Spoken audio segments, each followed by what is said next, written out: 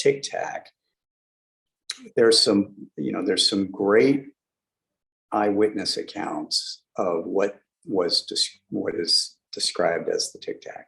What was lacking is data.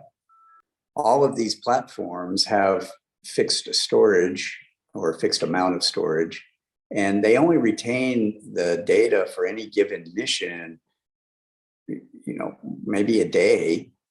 So we did write new policy that said, hey, look, if you're reporting a UAP, you have to save all of that data and transmit it to Arrow. So I think the Tic Tac is so far back in time, there's no data. And we went and looked for all the data. Records of when tests, for example, were done that far back in time may not be accurate or exist, and records of any adversary activity, will be hard to track down for exact date and time stamps. Right? GoFast actually was explained at the NASA panel. They did a really nice job of pulling that apart and demonstrating that was parallax.